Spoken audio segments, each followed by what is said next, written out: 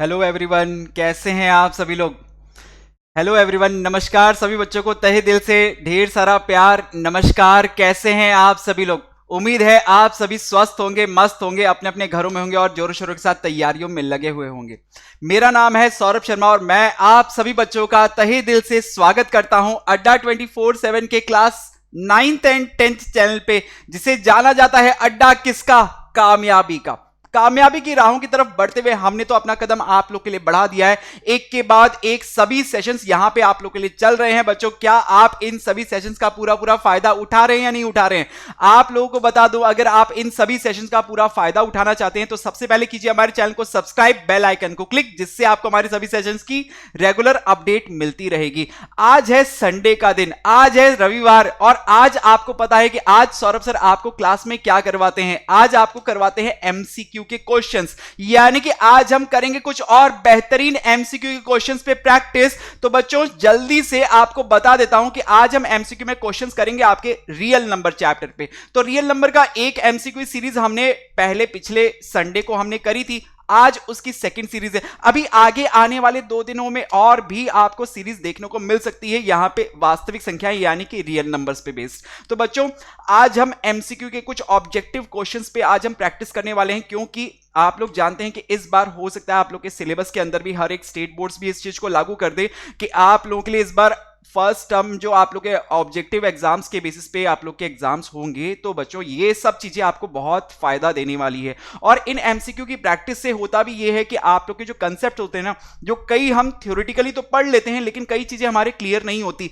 तो उन क्वेश्चंस के जब ऑब्जेक्टिव क्वेश्चंस आप करते हो ना, तो आपकी वो थ्योरी भी और अच्छे से पक्की हो जाती है। तो बच्चों, आगे बढ़ते हैं। सबसे पहले आप सभी प्यारे बच्चों से मैं अपना इंट्रोडक्शन करवा देता हूं बिना देरी करे। तो बच्चों, मेरा नाम है सौरभ शर्मा, मैं हूं BTech graduate in electronics and communication engineering, और मेरे को हो चुके हैं ऑलमोस्ट मोर देन 10 इयर्स का टीचिंग एक्सपीरियंस मैथ्स पढ़ाने का। और अभी तक के अपने 10 साल के कैरियर में अभी तक 3 साल से भी ज्यादा समय मैं बिता चुका हूं ऑनलाइन एजुकेशन में, और हर साल आप जैसे 10,000 से भी ज्यादा खिलाड़ियों को मैं तैयार करता हूं। और आपकी तैयारी को भी बेहतर करने के लिए डेली घड़ी में 3:30 बजने का मतलब होता है कि सौरभ सर आ जाते हैं आपके लिए लाइव अड्डा 24/7 के class 9th and 10th channel पे, बिल्कुल आपकी सभी समस्याओं का हल लेके। तो चलिए आगे बढ़ते हैं। फटाफट से आप बच्चे अपने अपने कॉपी पेन तैयार कर लो, क्योंकि आपको पता है क्लास किसकी है। क्लास है मैथ्स की। क्लास किसकी है बच्चों? क्लास है सौरभ सर की। तो धमाके तो होंगे, एक के बाद एक क्वेश्चन आपके पास बेहतरीन से बेहतरीन क्वेश्चंस आएंगे, जिन पे आपको यहां पे दिमाग भी लगाना है और ऑब्जेक्टिव क्वेश्चंस के आंसर भी आपको करने हैं। यहां पे बच्चों समय सीमा होगी 30 सेकंड का। हर एक क्वेश्चन में मैं आप लोग को टाइम दूंगा और हर एक क्वेश्चन का आप लोग मुझे आंसर कर करके बताएंगे चैट बॉक्स के अंदर। तो जल्दी से आप अपने कॉपी पेन तैयार कर लीजिए, क्योंकि अब सेशन की शुरुआत होने वाली है। क्वेश्चंस आने वाले हैं अब आपकी स्क्रीन पर। क्वेश्चन देखिए जरा, सभी बच्चे तैयार? तो बोलो शुरुआत करी जाए पहले क्वेश्चन की। तो देखिए जरा, शुरुआत करते हैं मेरे प्यारे खिलाड़ी, मेरे ओपी गैंग के सभी खिलाड़ी तैयार? तो देखिए जरा क्वेश्चन क्या कहता है पहला, कि सर क्वेश्चन दो। हम तो तैयार हैं कॉपी पेन के साथ। तो देखिए पहला क्वेश्चन आता क्या है। फर्स्ट क्वेश्चन ये रहा आपकी स्क्रीन पर। कीजिए जरा आंसर इस क्वेश्चन का, कि आपको बोला है सिंपल सा क्वेश्चन है, 60, 60, 84 और 108, इन तीनों का आपको एलसीएम ज्ञात करना है। कीजिए जरा, 30 सेकंड का टाइम आप लोग को दिया हुआ था। अब बच्चों बचे हैं लास्ट के 15 सेकंड। कीजिए जरा सॉल्व। इसका आंसर क्या होगा? इसका आंसर क्या होगा? देखिए आप में से कितने प्यारे खिलाड़ी इसका आंसर कर पाते हैं। आपको सबसे पहले इन तीनों का अभाज्य गुणनखंड करना पड़ेगा बच्चों। कीजिए जरा, कीजिए। ओके, समय हो चुका है समाप्त। समय समाप्ति की हो चुकी है घोषणा। और यहां पे देखिए, अगर आपको इन तीनों संख्याओं का क्या ज्ञात करना था? एलसीएम। तो बेसिक सा काम है सर। अगर एलसीएम ज्ञात करना है ना, तो ये जो तीनों संख्याएं हैं जो हमारे पास दी हुई है, 60, 84 और 108, हमें क्या करना पड़ेगा?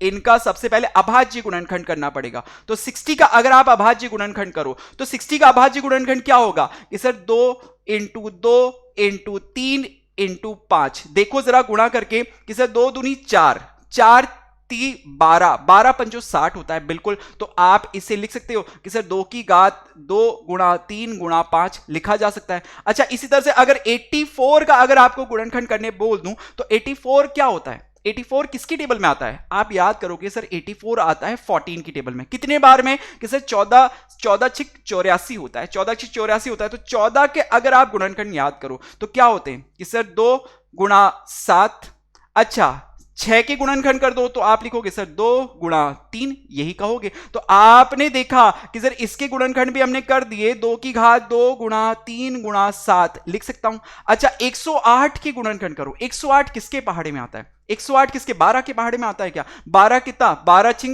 छिंग 72, 12 सत्ते 84, 12 अट्ठे 96 और 12 नम 108। तो 12 गुणा 9 जैसे ही आपने सोचा तो 12 के गुणनखंड आपने लिखे कि सर 2 गुणा 2 गुणा 3 और 9 के गुणनखंड सर 3 गुणा 3 ये लिखते हैं। तो इस तरह से ये एक इसके गुणनखंड हो गए। तो बोलो अब आप इसे लिख सकते हो कि सर 2 की घात तो 2, 3 की घात 3 के रूप में लिखा जा सकता है। अब चूंकि मुझे क्या ज्ञात करना था? एलसीएम। तो एलसीएम में क्या करते हैं कि सर हम सभी संख्याओं की अधिकतम घातें लेते जाते हैं। तो देखिए 2 की अधिकतम घात कितनी है? सब में 2 चल रही है तो लिख दूं यहां पे कि सर 2 की घात 2। 3 की अधिकतम घात कितनी है? सर 3 की घात 3 अधिकतम दिख रही है तो 3 की घात 3 आपने लिखा। अच्छा 5 की अधिकतम घात कितनी दिख रही है आपको? 1, तो आपने इससे 5 से भी गुणा करना है। और 7 की अधिकतम घात 1 ही है तो 7 से भी गुणा करना है। तो इन सबको जब आप गुणा करोगे तो आपके पास उत्तर कितना आएगा? 3780। अब इसे गुणा तो आपको करना पड़ेगा बच्चों। तो 3780 यानी कि ऑप्शन ए इसका बिल्कुल करेक्ट आंसर था। ये बिल्कुल इसका करेक्ट आंसर था।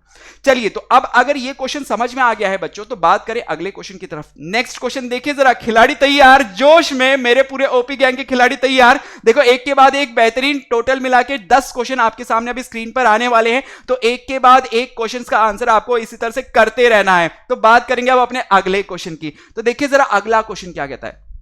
क्वेश्चन कह रहा है कि सबसे बड़ी संख्या जो 70 और 125 को विभाजित करती है जिसका और शेषफल क्रमशः 5 और 8 छोड़ देती है, कौन सी है ऐसी संख्या? ये आपसे ये एक और बेहतरीन क्वेश्चन आप लोग के सामने है स्क्रीन पर। देखिए कितने प्यारे खिलाड़ी इसका आंसर दे देते हैं, कितने प्यारे खिलाड़ी इसका आंसर दे देते हैं।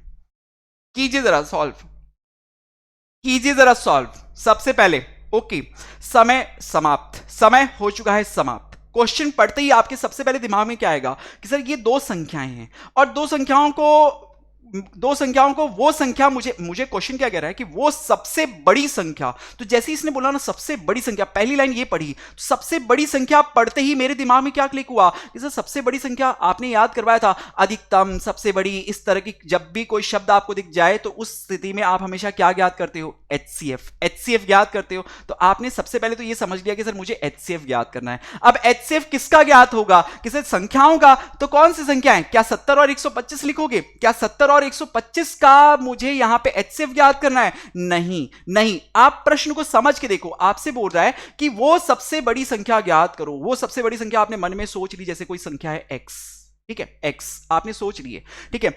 उस संख्या को जब हम 70 और 125 में भाग देते हैं, जब वो संख्या x का मैं अगर 70 में भाग दूं तो शेषफल बचता है, प्रश्न में दिया हुआ है 5, शेषफल 5 बचता है। और जब उस संख्या का मैं 125 में भाग दूं तो शेषफल कितना बचता है? प्रश्न में दिया हुआ है 8। तो इसका मतलब पूरा पूरा भाग कितनी बार में जाएगा, कौन सी संख्या में जाएगा? कि सर उसके लिए क्या करो कि आप 70 में जब भाग देते हैं तो 5 शेषफल बच रहा है, तो इसका मतलब इसमें से 5 घटा देता हूं। तो 5 अगर घटा दूं तो मेरे पास संख्या है कि 65, और 65 के अंदर उस संख्या का पूरा पूरा भाग जाएगा।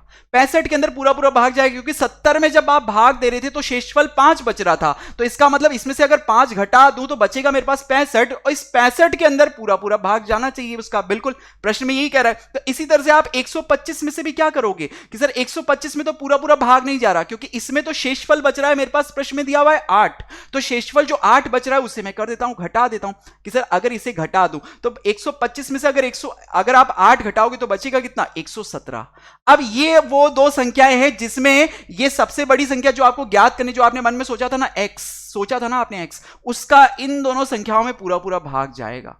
आपको समझ में आया प्रश्न? तो आपको करना क्या है कि सर अब सबसे बड़ी संख्या ज्ञात करनी है तो सीधी सी बात है एचसीएफ तो ज्ञात करना ही था। एचसीएफ और किसका ज्ञात करना है कि सर इन दोनों संख्याओं का, क्योंकि इनमें पूरा पूरा भाग जा रहा है 65 और 117। अब आप ज्ञात करके देखो 65 और 117 का एचसीएफ कितना होगा? अरे सर हर कोई बता देगा 13 होगा इसका करेक्ट आंसर। बिल्कुल ऑप्शन ए इसका भी करेक्ट आंसर। आपको समझ में आया क्या प्रश्न? ये अपने आप में एक बहुत ही बेहतरीन प्रश्न, अपने आप में एक बहुत ही बेहतरीन प्रश्न। कोई जरूरी नहीं है कि हमेशा ऑब्जेक्टिव की फॉर्म में ही पूछा जाए आपसे एक क्वेश्चन, आपके पास सब्जेक्टिव फॉर्म में भी आ सकता है। आपको इसका आंसर करना आना चाहिए कि आपको समझ में आ रहा है कि आपको कोई भी एक संख्या ज्ञात करने के लिए बोला गया, सबसे बड़ी संख्या ज्ञात करने बोला गया, इसलिए मेरे को ध्यान था कि मुझे HCF ज्ञात करना है, और वो सबसे बड़ी संख्या मैंने मन में सोच ली है कि वो क्या है, x है। अब उस x से प्रश्न में खुद कह रहा था कि अगर उस x का भाग मैं अगर 70 में देता हूं तो शेषफल बचता है 5, तो 70 में से अगर 5 घटा दूं तो इसके मतलब जो संख्या आएगी उसमें तो पूरा पूरा भाग जाना चाहिए। तो 70 में से 5 घटाया आपको मिला 65, 65 के अंदर सर पूरा पूरा भाग जाता है। 125 में जब भाग देता हूं उस संख्या x का जो सोची थी उसका भाग देने पर शेषफल बचता है 8, तो सर 125 में से 8 घटा दो तो वो जो संख्या आएगी ना 117, उसमें तो पूरा पूरा भाग जाएगा। आपको संख्याएं मिल गई जिसके अंदर पूरा पूरा भाग जा रहा है, तो आप क्या करोगे, इन दोनों संख्याओं का HCF ज्ञात कर दोगे। कर दिया, उत्तर तैयार हो गया सर, 13 इसका बिल्कुल करेक्ट आंसर है। समझ में आया? बेहतरीन प्रश्न, अपने आप में बहुत ही बेहतरीन प्रश्न। आपके बहुत सारे कंसेप्ट जो वास्तविक संख्याओं पे रिलेटेड जो आपके बहुत सारे कंसेप्ट है वो अच्छे से क्लियर होते जाएंगे कि आप लोगों ने अगर अच्छे से तैयारी कर रखी ना इस चैप्टर की, तो बच्चों ये चैप्टर आपका बहुत अच्छे से तैयार होने वाला है इन ऑब्जेक्टिव क्वेश्चंस के थ्रू भी। ठीक है, तो चलिए आगे बढ़ते हैं, अगले क्वेश्चन पे बात करते हैं। नेक्स्ट क्वेश्चन, खिलाड़ी तैयार, ये क्वेश्चन क्लियर। अगला क्वेश्चन देखते हैं, सभी खिलाड़ी बच्चों आंसर करना है आपको, तो मेरे सभी शेर तैयार होंगे अब अपने अगले क्वेश्चन के लिए। ये देखिए जरा क्वेश्चन क्या दिया है, 408 और 1032 का HCF जो होता है ना वो इस रूप में व्यक्त किया जाता है, तो P का मान क्या होगा ये आपको ज्ञात करना है। कीजिए जरा सॉल्व, कीजिए जरा सॉल्व कि सर 408 और 1032 इन दोनों का HCF होगा क्या होगा इन दोनों का HCF। कीजिए जरा सॉल्व, देखिए आप में से कितने प्यारे खिलाड़ी इसका आंसर दे देते हैं। समय आगे बढ़ते हुए खत्म होने की कगार पे चल रहा है बच्चों, समय कभी ना किसी के लिए रुका है और ना रुकेगा, तो आपको भी समय के साथ आगे भागना पड़ेगा। तो देखिए समय हो चुका है समाप्त, इसका क्या आंसर होगा।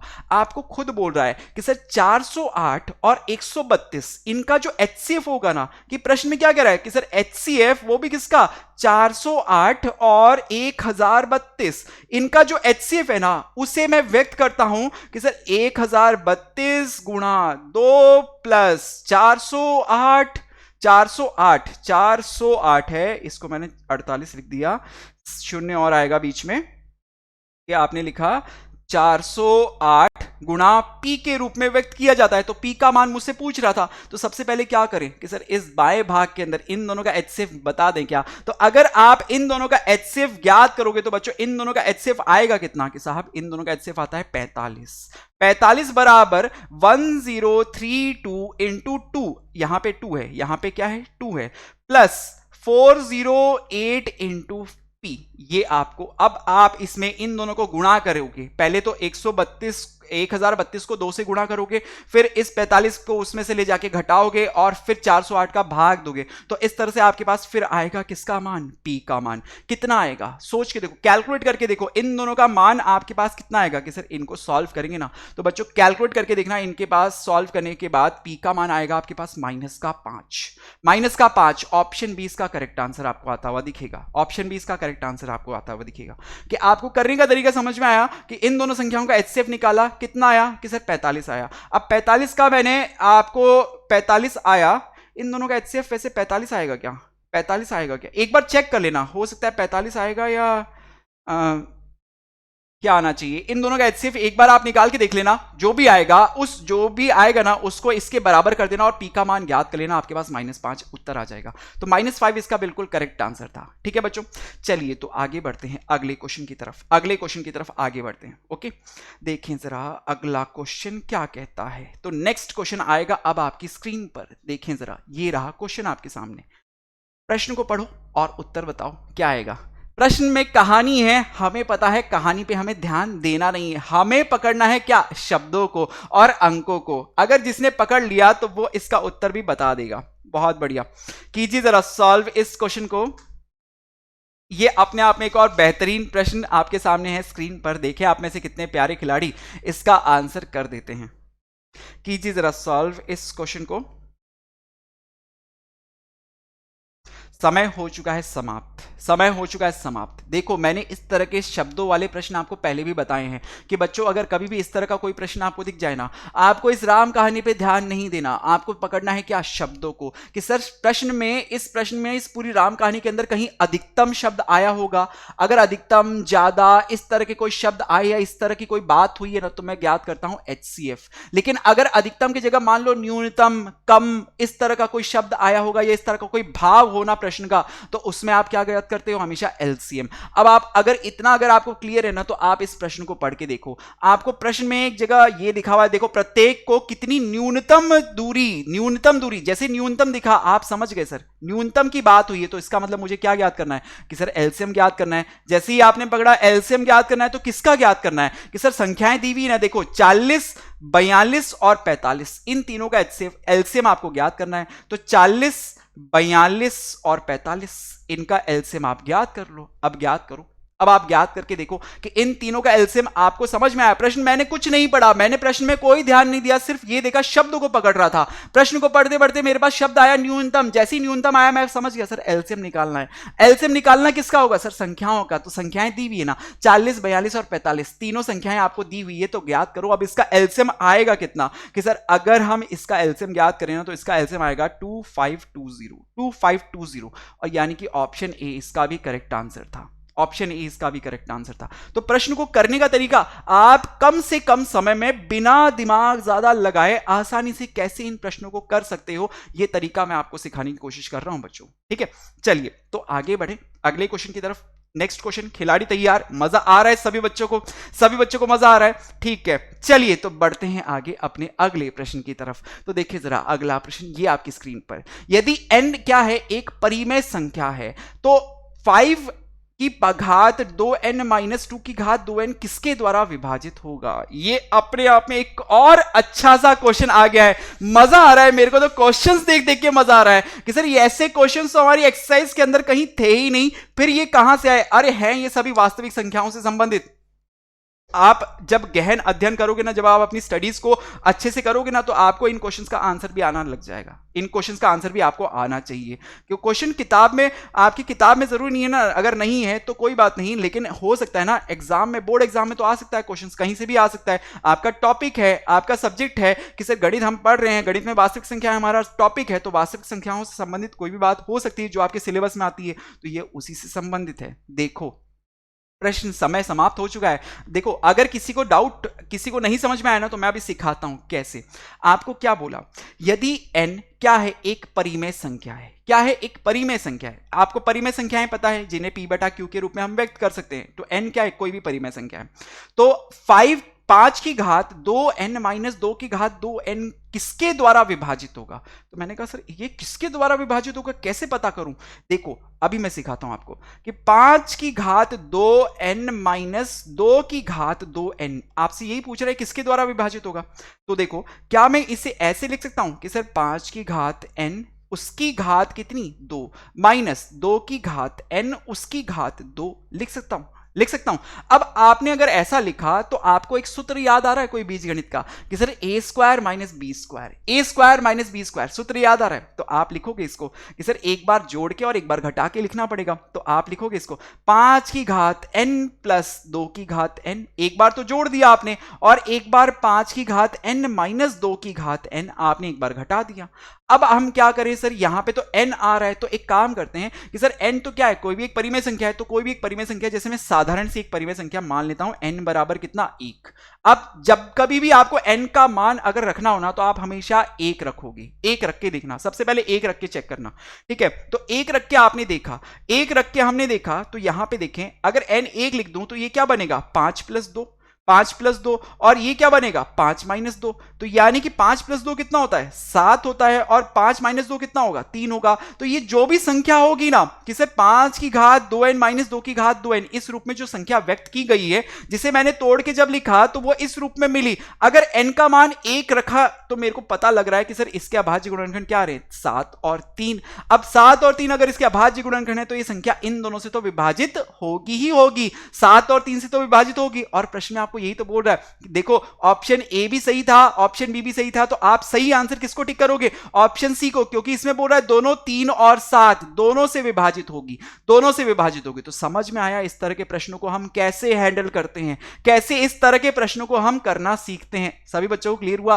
कि आपको थोड़ा सा दिमाग के, देखो आप अब कई और भी चीजें सीख रहे हो इन ऑब्जेक्टिव क्वेश्चंस के जरिए, कि जो हमने किताबों में नहीं पढ़ पाए ना, तो उन चीजों को, उन कंसेप्ट्स को हम और अच्छे से डीपली इन एमसीक्यू सीरीज के थ्रू और सीख रहे हैं बच्चों।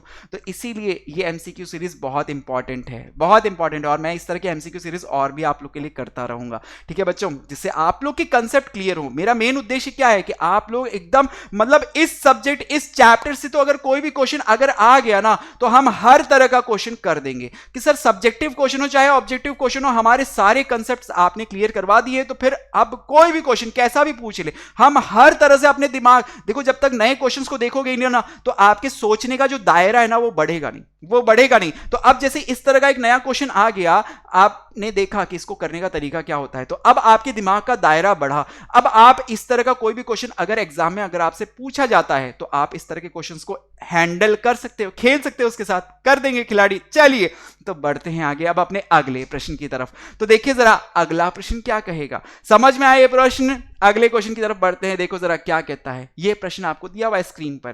किसी पूर्णांक p के लिए प्रत्येक समपूर्णांक का रूप होता है। ये तो सबसे साधारण, सबसे इजीएस्ट क्वेश्चन आज का, सबसे इजीएस्ट क्वेश्चन है आज का, कि सर समपूर्णांक किस रूप में होगा।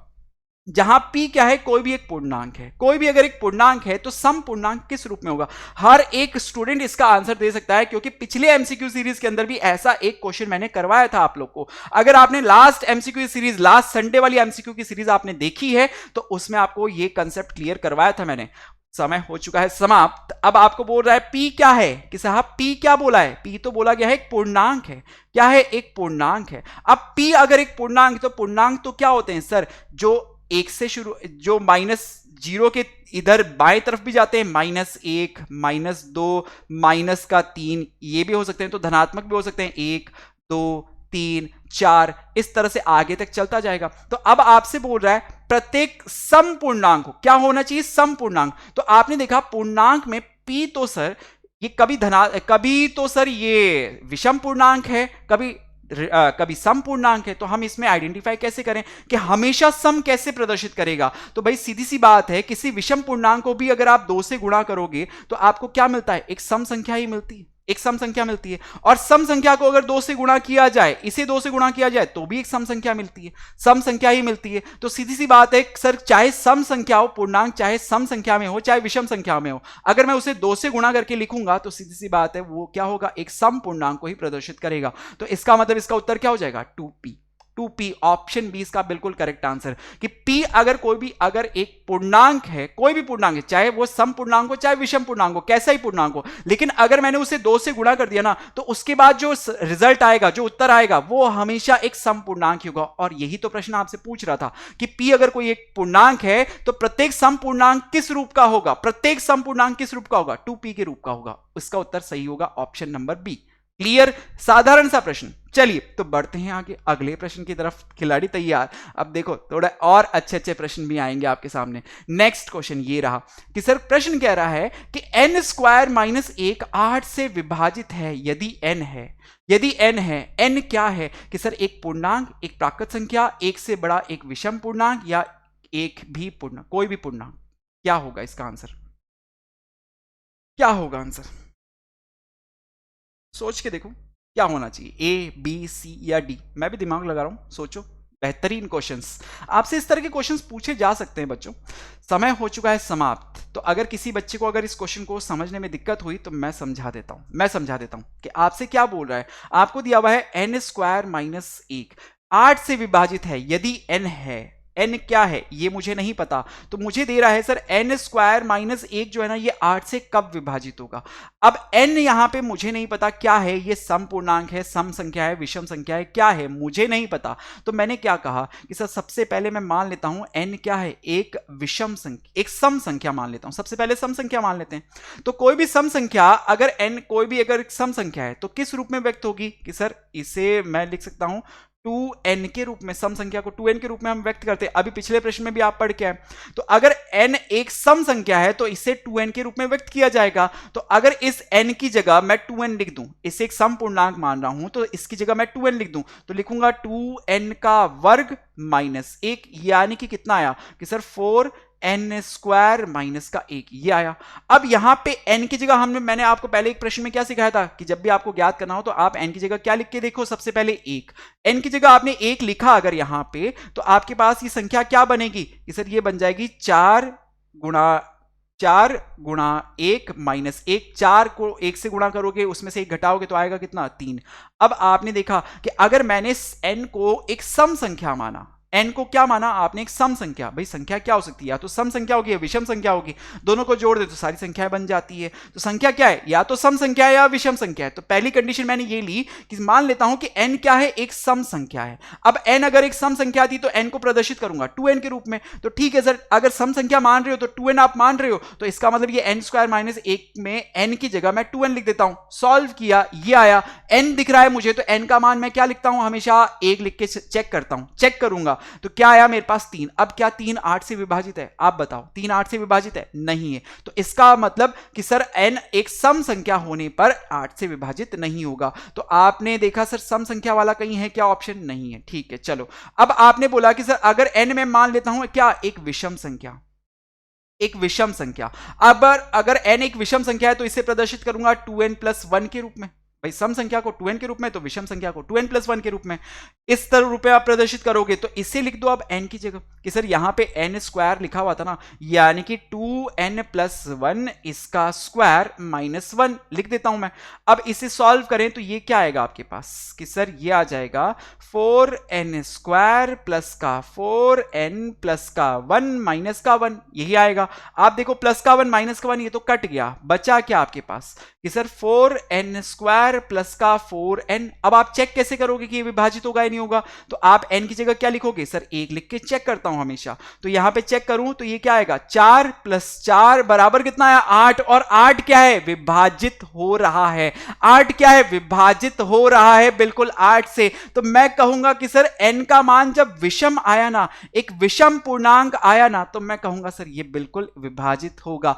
अब n का मान अगर आपने विषम इससे चेक किया है तो n का मान आप 3 रख के भी चेक कर सकते हो। n की जगह आप विषम पूर्णांक, जैसे आपने यहां पे 1 रखा ना, n बराबर 1 रख के चेक किया, वैसे n बराबर 3 रख के भी आप चेक करके देख सकते हो, तो भी वो विभाजित होता हुआ दिखेगा। तो आप कहोगे इसका आंसर क्या होगा, ऑप्शन सी, कि सर 1 या 1 से बड़ा एक विषम पूर्णांक होना चाहिए। कि सर n स्क्वायर माइनस 1 जो है ना वो 8 से विभाजित तब होगा जब n क्या हो, जब प्रश्न में ये पूछ रहा था ना n क्या हो, तो n हम कहेंगे n क्या हो, 1 या 1 से बड़ा एक विषम पूर्णांक, 1 से बड़ा एक विषम पूर्णांक। तो ऑप्शन सी इसका करेक्ट आंसर होगा। कंसेप्ट क्लियर हुआ, कंसेप्ट क्लियर हुआ, अपने आप में एक बेहतरीन क्वेश्चन आप सीख रहे हो। ठीक है, ओके, चलिए बढ़ेंगे आगे अपने अगले प्रश्न की तरफ। तो देखिए जरा अगला प्रश्न क्या कहता है, ये एक और अच्छा सा क्वेश्चन करो, जरा इस क्वेश्चन को सॉल्व करें। देखिए मेरे प्यारे में कितने खिलाड़ी इस क्वेश्चन को सॉल्व करके बता देते हैं इसका आंसर क्या होगा। करिए जरा, एक और आपके पास थ्योरी के फॉर्म में क्वेश्चन है, अभी मैंने सिखाया भी था आपको इस तरह के क्वेश्चंस को हैंडल करना, तो करिए जरा, करिए जरा, देखें आप में से कितने खिलाड़ी इसका आंसर दे देते हैं। समय समाप्ति की ओर बढ़ रहा है। इनके जरिए आपके कंसेप्ट्स अच्छे से क्लियर भी होंगे बच्चों, और क्वेश्चंस की अच्छे से प्रैक्टिस भी हो जाएगी, सिलेबस भी आपका रिवाइज भी हो रहा है। जब वास्तविक संख्या हमने पूरा चैप्टर तो पहले ही पढ़ लिया था, चैप्टर तो हमने पूरा पढ़ ही लिया था, अब उसका रिवीजन भी एक तरह से हो जा रहा है आपका एमसीक्यू की सीरीज के जरिए। ठीक है बच्चों, तो समय समाप्त हो चुका है। प्रश्न को आपको कैसे पढ़ना था कि साहब ये जो प्रश्न दिया हुआ है ना, इस प्रश्न को मुझे इसमें शब्दों को ढूंढना था कि क्या, कि सर न्यूनतम या अधिकतम, न्यूनतम होगा तो एलसीएम, अधिकतम होगा तो एचसीएफ। तो देखा आपने इसमें एक शब्द दिखा आपको अधिकतम, अधिकतम, अधिकतम देखते ही आपने बोला सर क्या ज्ञात करना है मुझे, एचसीएफ ज्ञात करना है। तो एचसीएफ किसका ज्ञात करोगे, सर संख्याओं का। एचसीएफ तो संख्याओं का ही ज्ञात होता है। तो संख्याएं कौन सी, 490, 588 और 882। इन तीनों संख्याओं का आपको एचसीएफ निकालना था। तो इन तीनों का आप जब एचसीएफ निकाल के देखोगे तो कितना आएगा, करोगे क्या, करोगे क्या, इन तीनों का एचसीएफ निकाल के देखोगे क्या मेरे प्यारे खिलाड़ी? इतना तो क्वेश्चंस में आपको मैंने समझा दिया, अब आपको करना क्या है, इनका एचसीएफ ही तो ज्ञात करना है। तो एचसीएफ ज्ञात करने के लिए आप इनके अभाज्य गुणनखंड करोगे, फिर उसका एचसीएफ निकालोगे, तो इनका जो एचसीएफ आएगा वो कितना आएगा, 98। कितना आएगा, 98, यानी कि ऑप्शन नंबर ए इसका करेक्ट आंसर होगा। ऑप्शन ए इसका करेक्ट आंसर होगा। उम्मीद है ये क्वेश्चन भी आपको अच्छे से समझ में आ गया है।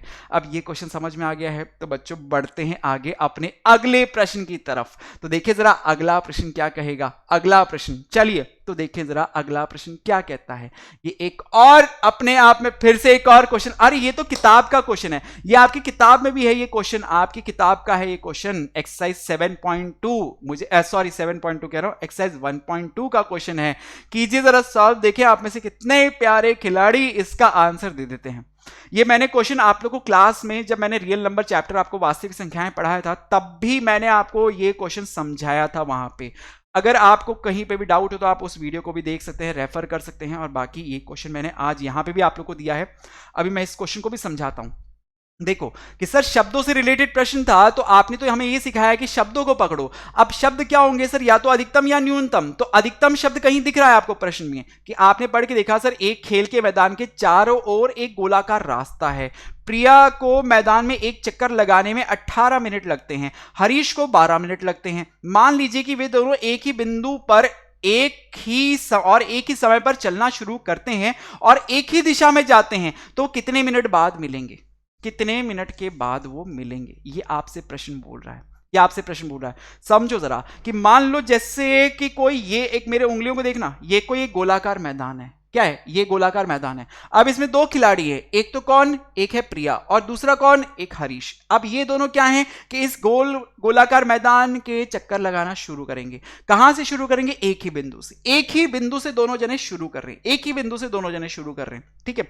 एक ही दिशा में जाएंगे, एक ही दिशा में, और एक ही समय पर भी शुरू होंगे कि सर एक ही बिंदु से एक ही समय पर एक ही दिशा में दोनों बढ़ रहे हैं। अब एक जो है ना, एक खिलाड़ी जो है वो तो क्या करता है, देखो प्रश्न में दिया हुआ है कि सर 18 मिनट में कि प्रिया जो है वो 18 मिनट में चक्कर लगा देती है, और वो ही जो हरीश है वो 12 मिनट में समय में इस पूरे मैदान का चक्कर लगा सकता है, ठीक है। ये मुझे दिया हुआ है। तो आप जरा सोचो कि एक चला, जैसे ये प्रिया और ये हरीश, ठीक है। तो प्रिया चल रही है थोड़े धीरे और हरीश थोड़ा फास्ट चल रहा है, हरीश थोड़ा फास्ट चल रहा है, तो ऐसे दोनों की स्पीड आगे पीछे हो गई, ये आगे पीछे हो गए। अब ऐसे आगे पीछे करते करते चक्कर लगा रहे हैं, तो आपसे पूछ रहा है कि कितने समय के बाद वापस से दोनों एक ही जगह पे वापस मिलेंगे।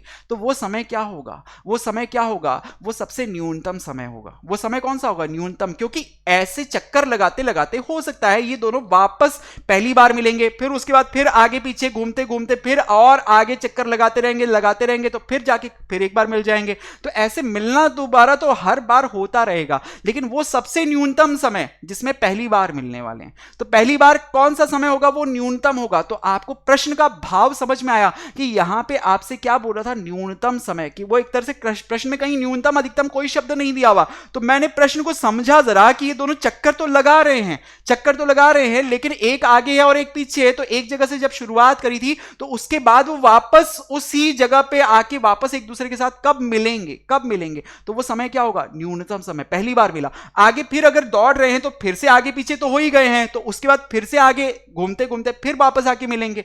तो वो तो दोबारा ऐसे 2 बार 3 बार 4 बार 5 बार ऐसे अनंत बार वो मिलते रहेंगे कंटिन्यूस अगर चक्कर लगा रहे हैं। लेकिन सबसे पहली बार जब वो मिलेंगे तो वो समय क्या होगा, न्यूनतम समय। और न्यूनतम जब आपके पास भाव आता है तो आप क्या याद करते हो कि सर एलसीएम निकालता हूं।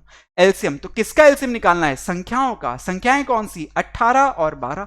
आपको प्रश्न समझ में आया कि सर 18 और 12 इन दोनों का आपको एलसीएम निकालना था। तो एलसीएम निकालोगे 18 और 12 का तो कितना आएगा, 36 आएगा। यानी कि दोनों कितनी देर बाद मिलेंगे, 36 मिनट के बाद मिलेंगे।